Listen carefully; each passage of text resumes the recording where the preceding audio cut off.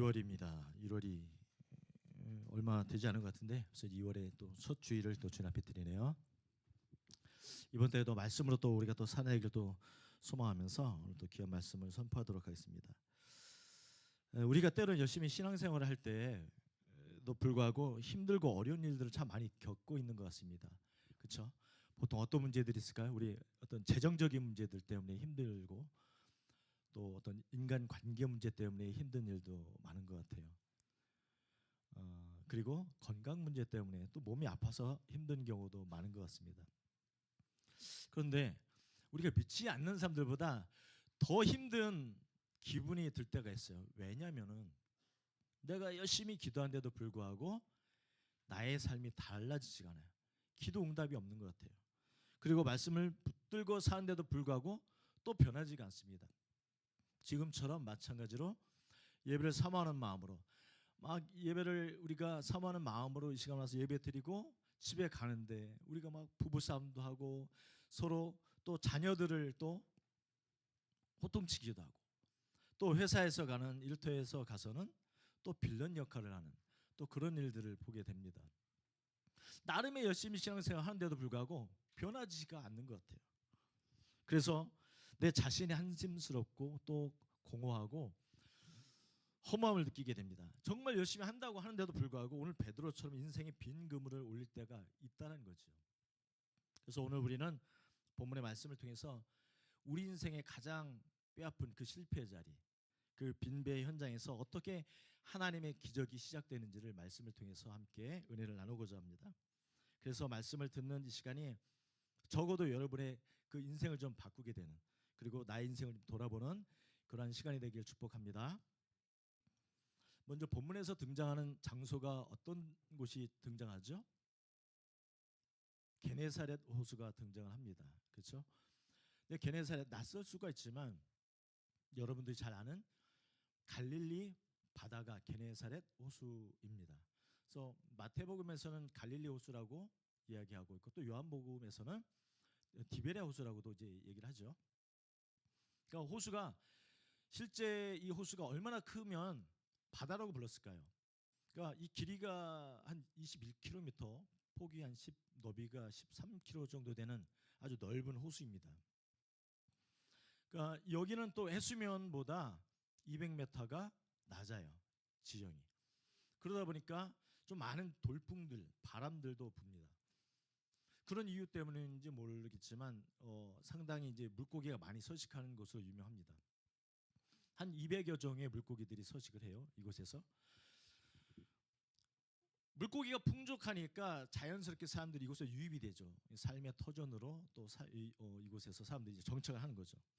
당시 어부들은 하루 잡아서 하루 사는 그런 가난한 삶을 사는 사람들이 당시 이제 어부들이었습니다. 이곳의 어부들이 조업을 언제 하냐? 주로 이제 밤에 물고기를 잡습니다.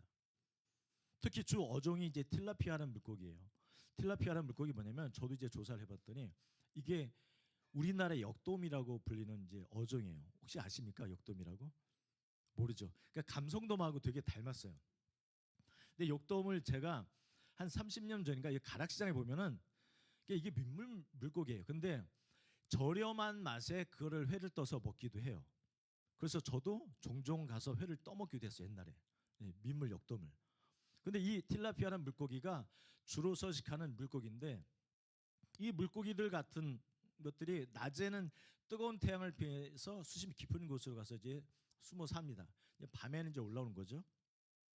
근데 저도 실제로 이제 낚시를 좋아해요. 이제 좋아하다 보니까 잘 알죠, 습성을. 낮에는 절대 낚시를 안 하죠. 더울 때는 낚시가 이제 하게 되면 물고기를 잡히는 경우가 적죠. 그래서 오늘 본문에 등장하는 베드로도 이 물고기를 잡기 위해서 매일같이 이 그물을 내리는 그러한 인생을 살았다는 거죠. 이런 배경을 우리가 생각해 보고 말씀을 전하면은 또 여러분들이 더 이해가 될 줄 믿습니다. 먼저 본문 1절의 말씀을 우리가 한번 보도록 할게요. 무리가 몰려와서 하나님의 말씀을 들을새 예수는 게네사렛 호수가에 서서라고 말씀하고 있습니다. 예수님은 4장 본문 앞장이죠. 4장 31절부터 본격적인 이제 갈릴리에서 사역을 하십니다. 뭐 병든 자를 치유하시고 귀신 들린 자를 또 내쫓으시고 하나님의 말씀을 이제 선포하시는 본격적인 사역이 이제 갈릴리 호수에서 시작이 됩니다. 그리고 이제 4장 37절에 보면 예수의 소문이 그 근처 사방에 널리 퍼졌다라고 기록이 되어 있어요. 그러니까 이러한 가운데 많은 사람들이 하나님의 말씀을 듣고자 지금 예수님의 주위에 다 이제 둘러싸여 있는 거죠. 1절의 말씀은 굉장히 평온해 보여요. 말씀을 전하는 예수님을 통해서 많은 사람들이 듣고 있는 이 말씀. 그러나 그 평온한 이면에는 인생의 고단함을 가지고 있는 한 사람이 등장을 합니다. 누굴까요? 바로 시몬 베드로였습니다. 무리들은 말씀을 듣기 위해서 몰려왔잖아요. 그러나 베드로는 처음부터 말씀을 듣기 위해 온 사람이 아니었습니다. 그저 자신의 일을 마치고 하루 일을 정리하러 온 사람이 베드로였어요. 본문의 2절의 말씀을 한번 또 보도록 하겠습니다. 호숫가에 배 두 척이 있는 것을 보시니 어부들은 배에서 나와서 그물을 씻는지라. 말씀을 예수님께서 전하시지만 동시에 예수님의 시선은 누구에게 있어요? 어부들, 이 베드로에게 있었습니다. 그런데 2절 후반절에 어부들은 배에서 내려서 그물을 씻었다라고 말하고 있습니다. 근데 이 짧은 문장 하나에 베드로의 처절한 그 실패가 담겨져 있어요. 왜냐하면 베드로는요, 이 게네사렛 갈릴리에서 나고 자란 아주 베테랑 어부였습니다. 그러니까 물고기가 어디로 그물을 내리면 많이 잡히는지 또 어디가 안 잡히는지 알까요, 모를까요? 잘 알죠. 베테랑 어부니까. 근데 그 전문가가 밤새도록 지금 그물을 내렸는데 물고기도 한 마리도 못 잡았다라는 것입니다. 베드로의 자존심, 생존권이 송두리째 이렇게 지금 흔들리는 그런 사건입니다. 여러분 2절에 그물을 씻는다라는 행위, 그물을 씻는다라는 말이 있어요. 보십시오. 물고기를 가득 잡고 지금 그물을 씻는 상황이면은 힘들어도 힘들지 않겠죠. 자신의 목표를 달성했으니까 고단해도 고단하지 않을 거예요. 그러나 지금 상황 어때요? 물고기를 단 한 마리도 잡지 못한 그런 상황이었어요. 그러니까 이 젖은 그물이 얼마나 무거웠겠습니까?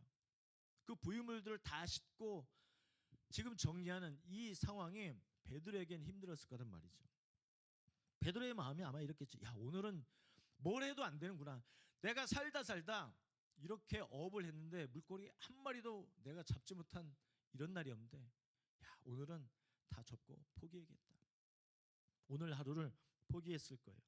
그런데 그 자리에는 지금 누가 계셨죠? 예수님이 계셨고 또 그 상황들을 분명히 예수님도 보고 계셨다는 거죠. 그리고 예수님은 그 수많은 배들 가운데 한 배를 지금 선택하셨어요. 3절 초반절을 한번 보도록 하겠습니다. 예수께서 한 배에 오르시니 그 배는 누구의 배요? 시몬의 배라. 이 장면은 우리가 좀 쉽게 넘어갈 수 있는 구절이기도 합니다. 그러나 예수님의 선택은 굉장히 의미심장해요. 보십시오. 예수님은 가장 깨끗한 배를 고르신 것도 아닙니다.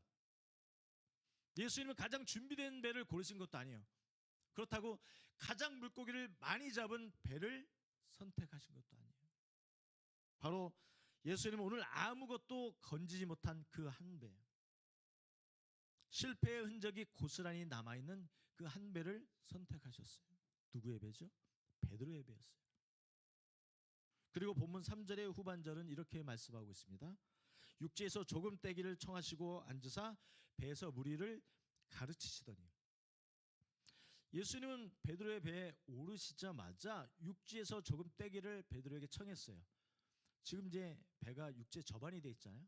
그런데 그 배를 조금 떼서 그곳에서 말씀을 전하시기로 하셨습니다. 근데 우리는 베드로의 좀 태도를 주목해야 합니다. 베드로의 지금 상태가 어떻습니까? 물고기를 잡지 못해서 마음이 불편한 상태 아닙니까? 지금 마음이 심경이 아주 복잡한 상황이에요. 불편한 상황이에요.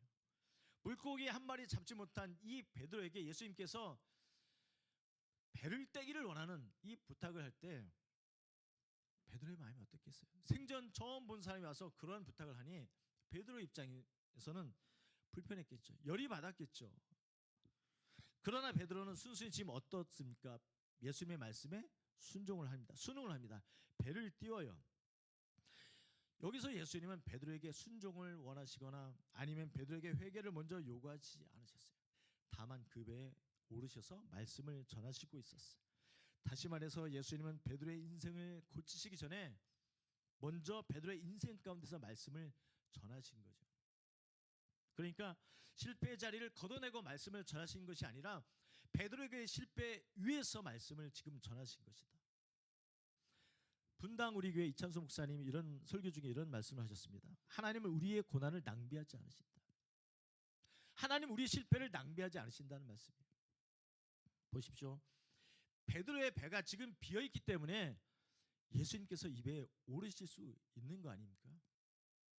만약에 베드로의 배가 물고기로 가득 찼어요. 예수님이 이 배에 오르실 수 있을까요? 그러실 수 없죠. 아마 배에 물고기가 가득 찼다면 예수님이 배에 오르시기 전에 베드로가 그랬겠죠. 선생님, 오늘 제가 물고기를 가득 잡아서 이 물고기가 상하기 전에 시장에 내다 팔아야 됩니다. 죄송하지만 지금 제 배에 오르실 수 없습니다. 거절했을 거예요. 그러나 지금 현재 상황 어떻습니까? 베드로의 배가 텅텅 비어 있어요. 아무것도 잡지 못했어요. 그래서 예수님은 베드로의 배에 오르실 수 있고 예수님은 베드로의 배의 주인이 되실 수 있었다는 사실입니다. 여러분, 이게 은혜의 시작인 것 같아요. 은혜의 시작. 은혜는 우리가 준비되었을 때 시작되는 것뿐만 아니라 우리가 지쳐있을 때, 더 이상 내가 기대하지 않을 때, 그리고 이미 마음속으로 그물을 씻어버렸을 때, 바로 그때 비로소 은혜가 시작될 수가 있다는 거죠. 우리 인생도 마찬가지인 것 같아요. 소망이 없고 또 절망과 좌절의 자리에서 오히려 하나님의 능력을 보게 되는 그때가 바로 은혜가 임한다는 사실입니다. 내가 잘 될 때, 내가 평안할 때 보다 여러분들이 실패를 거듭하고 어려운 일을 겪게 될 때 더 주님을 찾잖아요. 그때 더 은혜를 보잖아요. 제가 지금 그 말씀을 드리는 거예요. 예수님의 말씀이 끝난 후에 예수님은 베드로에게 이렇게 말씀하십니다. 본문 5절의 말씀을 우리 한번 보도록 하겠습니다. 말씀을 마치시고 시몬에게 이르시되 깊은 데로 가서 그물을 내려 고기를 잡으라 말씀하고 있어요. 이 말씀을 영적으로 생각하면 되게 아름다워 보여요. 드라마틱해요. 아, 그래, 예수님의 말씀에 내가 순종해서 그래 그물을 내리지. 그러나 베드로의 현실적으로 보면 이 말씀은 베드로 입장에서 되게 잔인한 말씀인 거예요. 베드로를 보십시오. 지금 베드로가 수고를 안 했어요? 노력을 안 했어요? 최선을 다해서 지금 물고기를 잡기 위해서 그물을 내렸잖아요. 밤새. 앞에서 언급했지만 갈릴리 어업상식으로는 이 뜨거운 대낮에 그물을 내릴 수가 없단 말이에요. 물고기들은 이미 수심 깊은 곳으로 내려갔어요. 그런데 지금 예수님은 대낮에 그물을 깊은 곳에 내리라는 거죠. 게다가 지금 베드로는 이미 그물을 어떻게 했어요? 다 정리했어요. 가끔가다 TV에 보면은 그물을 정리하는 거, 막 그물을 찢어진 걸 깁고 불물을 다 떼내고 이런 작업들이 어렵잖아요. 지금 그 작업을 베드로가 다 한 거예요. 그리고 지금 배를 다시 띄워서 깊은 곳에 그물을 내린다? 이 일이 결코 쉬운 것은 아니죠. 근데 이것은 베드로의 위대한 고백이 터져 나옵니다. 본문 5절의 말씀을 우리 한번 읽어보도록 하겠습니다. 시작. 시몬이 대답하여 이르되 선생님, 우리들이 밤이 새도록 수고하였으되 잡은 것이 없지만은 말씀에 의지하여 내가 그물을 내리리이다. 아멘. 본문 5절의 말씀 우리가 읽었습니다만 두 가지 인생관이 충돌하는 거예요. 지금 두 가지 인생.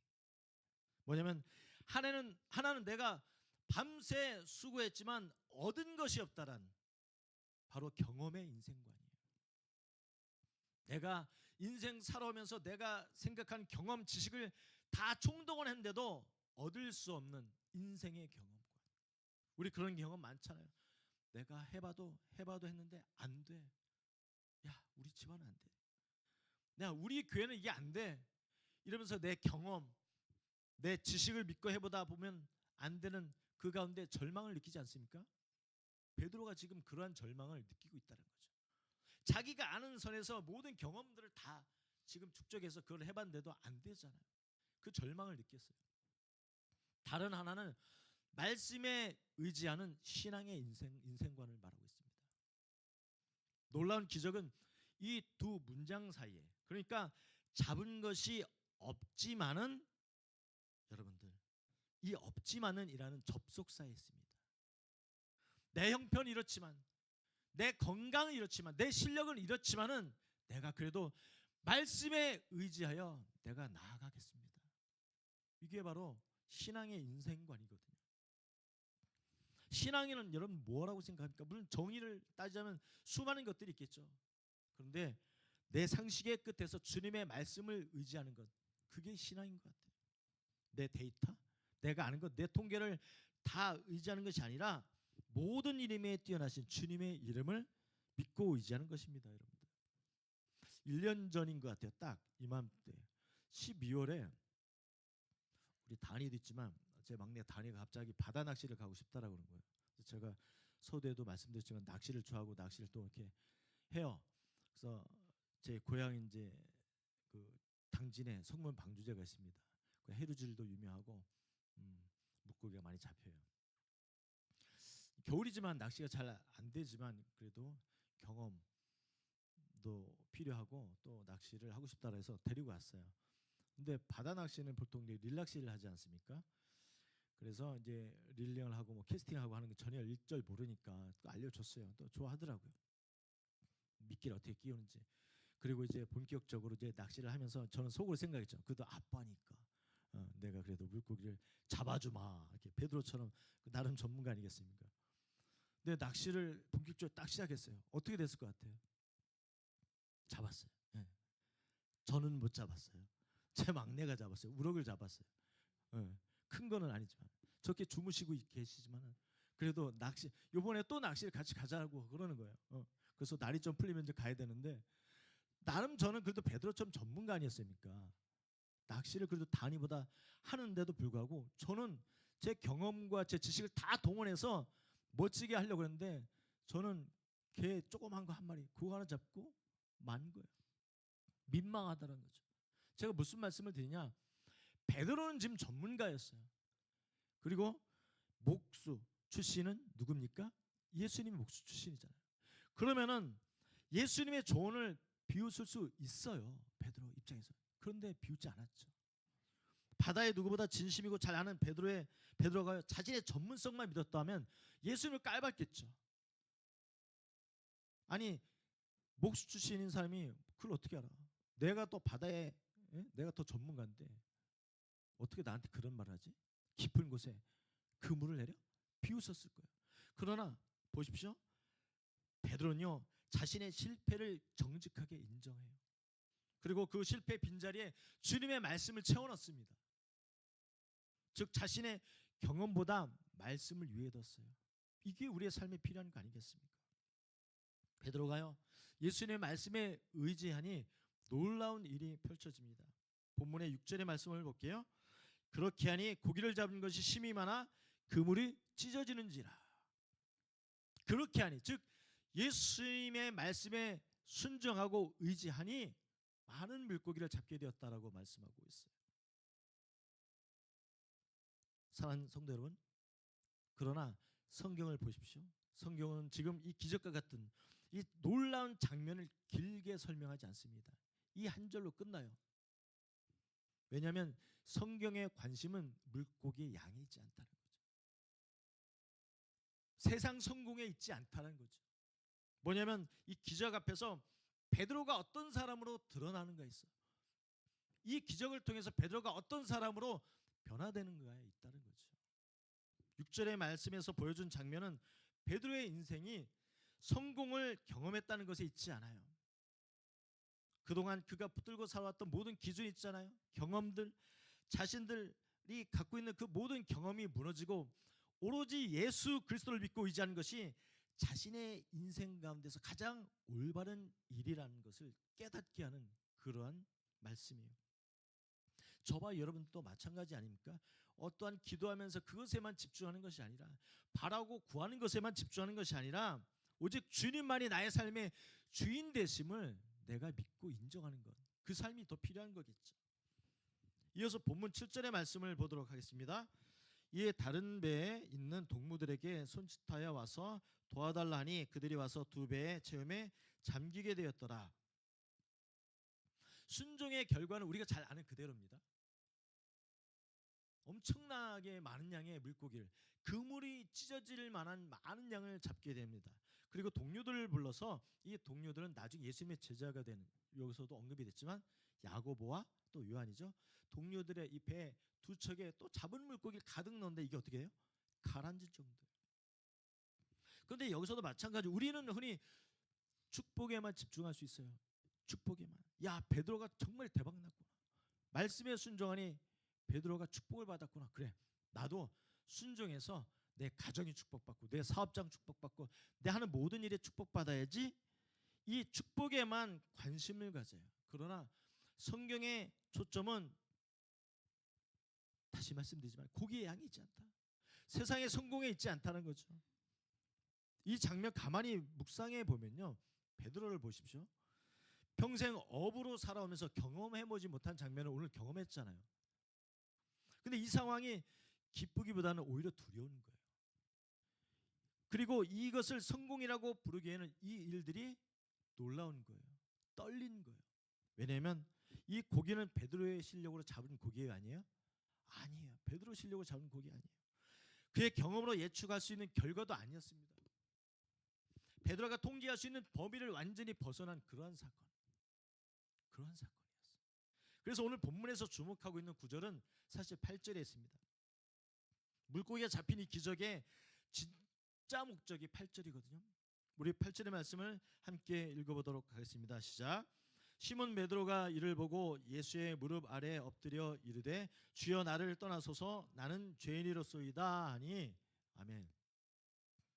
놀라운 광경을 목격한 베드로가 예수님 앞에 무릎을 꿇고 주여 하는 거예요. 지금 주여, 주여라고 고백합니다. 그런데 베드로가 예수님에 대한 이 존칭 자체가 사실은 본문의 5절 뭐라고 불렀습니까? 처음엔 선생님이라고 했어요. 그렇죠? 라피어. 그런데 이 놀라운 기적을 목격한 이후에 주여라고 고백을 합니다. 베드로의 눈앞에 지금 고깃대를 본 것이 아니에요. 베드로는 그 고깃대를 움직이는 만물의 주관자 되신 예수 그리스도를 보는 것입니다. 그래서 베드로가 주여라고 고백하는 거예요. 여러분, 진짜 은혜가 뭔지 아십니까? 기도가 응답되는 것? 그게 아니에요. 응답을 통해서 하나님이 누군가를 발견하는 건, 그게 진짜 은혜거든요. 우리의 삶도 마찬가지입니다. 기적에 집중하는 건, 나 기도에 응답되는 것에 집중하는 것이 아니라 그 기적을 일으키신 하나님이 나의 하나님됨을 고백하는 것, 그것이 가장 중요한 거죠. 그것이 은혜인 거죠. 이어서 베드로는 압도적인 현장 속에서 자신의 죄성을 발견합니다. 그렇죠? 그리고 그 입에서 나온 건 감사도 아니었어요. 찬양도 아니었어요. 하나님께 영광 돌린 그게 아니라 뭐라고 얘기했다고요? 주여 나를 떠나소서 나는 죄인입니다. 죄인이로소이다라고 고백을 합니다. 근데 이 고백은 은혜를 거절하는 말이 아니에요. 예수님 앞에서 자기 자신이 어떠한 존재인지를 깨닫는 것, 바로 그거거든요. 그동안 가려져 있던 것, 자신의 어떤 자기중심적이고 교만했던 자아를 지금 드러내고 있는 상황이에요. 주님, 저는 주님의 그 거룩한 그 앞에 내가 감히 설 수 없습니다. 주여 나를 떠나소서라고 고백하고 있어요. 이것은 하나님의 신성에 압도된 인간의 가장 진솔한 항복선언과도 마찬가지입니다. 성경에도 보면 위대한 인물들, 진짜 은혜를 경험한 사람들은 한결같이 무너집니다. 이사야서 6장 5절에 보면 이사야가 말합니다. 화로다 나여 망하게 되었도다라고 고백을 하고요. 욥기서 42장 6절에도 욥은 이렇게 고백합니다. 티끌과 재 가운데서 회개하나이다. 오늘 말씀에서도 본문에서도 베드로가 얘기하잖아요. 주여 저는 죄인입니다. 그래서 은혜는 우리를 높이는 것이 아니라, 은혜는 먼저 낮추고 엎드리게 하고 통회하고 자복하게 하는 것이 바로 은혜라는 사실이죠. 그런데 놀라운 것은 이후 예수님의 반응입니다. 예수님은 베드로에게 그래 네가 죄인임을 이제 알겠느냐라고 말하지 않았어요. 본문 10절의 중반절에 볼게요. 예수께서 시몬에게 이르시되 무서워하지 말라. 무서워하지 말라. 이 한 문장은 복음의 핵심 아니겠습니까? 은혜 앞에서 두려움에 떨고 있는 이 한 사람에게 주님은 정죄하는 것이 아니라 먼저 위로를 건네신다는 거죠. 베드로야, 무서워하지 마. 여러분, 주님은 회개가 끝나야 사랑하시는 것이 아니라 회개하는 그 순간 이미 주님은 사랑으로 우리를 덮어주신다는 사실입니다. 그리고 이어서 예수님이 말씀하시죠. 본문 10절 후반절입니다. 이제후로는 내가 사람을 취하리라. 베드로야, 너는 이제 사람을 낚는 자가 될 것이야 라고 말씀하고 있습니다. 이 말씀은 베드로의 직업군이 바뀐다는 게 아니에요. 사람을 낚는다고 해서 베드로가 다단계를 하겠습니까? 그것이 아니에요. 베드로의 삶, 베드로의 인생의 삶의 비전이 변화되고 있다는 거죠. 그걸 말씀하고 있어요. 흥미로운 점은 예수님은 베드로가 가장 잘하는 것, 그것을 사용하십니다. 베드로가 어부잖아요. 베드로는 인내할 줄도 알고 그물을 내릴 줄도 알고 또 때를 기다리는 법을 잘 알아요. 그래서 예수님은 그 은사를 그대로 사용하셔요. 베드로의 그 은사를 잘 사용하세요. 그래서 이제는 물고기가 아닌 사람을 낚는 사명자로 베드로를 부르셨다는 거죠. 저와 여러분도 마찬가지예요. 나 능력 없어요. 나는 아무것도 할 줄 알아 하는 게 없어요. 그게 아닙니다. 각자마다 하나님께 주신 은사, 달란트가 있어요. 그것을 통해서 여러분들 헌신하고 사용하고 주님 앞에 봉사하고 헌신하잖아요. 그래서 저는 엔카운터 교회 그런 여러 가지 헌신들, 저희는 아직 많이 부족하잖아요. 더 세워지는 게. 제가 누누이 말씀드리지만 오늘은 또 더 사운드가 좋은 거 맞죠? 제 귀가 틀린 거 아니죠? 어제 그 글로브 워십에서도 목사님이 말씀하신, 저도 느끼는 것 같아요. 아닌가요? 더 오늘도 풍부하고 은혜가 되고, 그래서 부럽다. 이게 여러분들의 달란트가 있고 은사가 있기 때문에 여러분들이 하는 거지, 할 줄 모르면 하겠습니까? 저희는 할 줄 몰라요, 사실은. 그러나 여러분들 그 귀한 또 달란트를 이렇게 또 좋은 곳에 또 헌신하고 한다는 건 얼마나 좋아요. 베드로는요, 이제 고기에 더 이상 많고 적음으로 하루의 성공을 판단하지 않다는 거죠. 베드로에게 이제 이게 중요하지 않다는 거죠. 베드로의 인생의 기준이 이제 얼마를 잡았는가에 있는 것이 아니라 누구와 함께하는가에 있습니다. 그래서 베드로는요, 예수님을 따르는 그 인생의 기준이 이제 확립되었어요. 그리고 성경은 이 장면을 이렇게 마무리합니다. 본문 10절의 말씀을 함께 읽어보도록 하겠습니다. 시작. 그들이 베드로를 육지에 대고 모든 것을 버려두고 예수를 따르니라. 아멘. 이 문장 안에 엄청난 결단이 담겨져 있습니다. 모든 것을, 여기서 모든 것을 버렸다라는 것은 단순히 배를 버리고 그물을 버리고 잡은 물고기를 버린 것뿐만 아니에요. 베드로가 그동안 의지해왔던 자기만의 방식들 있잖아요. 경험들 있잖아요. 자기 인생을 스스로 통제하고 싶었던 그런 모든 욕망까지도 다 버렸다고 말씀하고 있는 거거든요. 여러분, 베드로는 고기를 가장 많이 잡은 바로 이날 어부로서의 인생을 내려놨어요. 버렸어요. 아이러니하죠. 성공이라고 생각할 수 있는 이날 자신의 어부 인생을 내려놨어요. 이 장면은 우리에게 시사하는 바가 크다고 생각합니다. 내가 누려왔던 것들, 내가 가장 가치 있고 소중하게 여기는 것들, 아니 지금 내가 가장 성공을 향해 달리고 있고 지금 가장 잘 나간다고 생각하는 바로 이때가 어쩌면 주님을 위해 모든 것을 내려놓고 가야 할 때가 될 수도 있어요. 여러분, 질문 하나 드릴게요.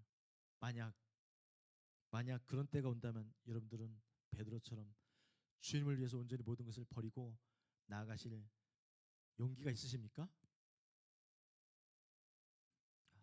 작아요. 있으십니까, 용기가? 아멘이에요. 네. 속마음은 아닐지라도 겉으로는 그렇게 하셔야 돼요. 우린 베드로를 따라가야 됩니다. 그것이 아까울지언정, 그것이 내 것이라고 생각할지언정 나는 주님에서 모든 것을 버리는 그 베드로의 마음처럼 따라가야 된다는 거죠. 하나님은요, 때론 우리를 부르시기 전에 충분하게 채워주실 때가 있어요. 그러나 반대로 우리가 붙들고 있는 것을 기꺼이 내려놓으시는 환경도 만들어주십니다. 누구처럼? 욥처럼. 그때 여러분들 어떻게 하시겠습니까? 단순해요. 베드로처럼 모든 것을 버리고 갈 수 있는 결단, 그리고 사도 바울처럼 모든 것을 배설물로 여길 줄 아는 그러한 결단이 필요할 줄 믿습니다. 그렇다면 그 결단을 일으키는 힘이 뭐예요? 오늘 말씀의 주제와도 마찬가지입니다. 주님의 말씀을 의지하고 나아가는 것입니다. 그것밖에 없어요. 주님의 말씀을 의지하고 나가는 것. 말씀을 마치겠습니다. 오늘의 말씀은 우리를 더 깊이 생각하게 합니다. 신앙은 감정의 문제가 아니라 방향의 문제예요. 예배에서 내가 은혜를 받았는가? 물론 그것도 중요합니다만 그것보다 더 중요한 것은 예배를 드린 이후에 내가 어디로 향하고 있는가.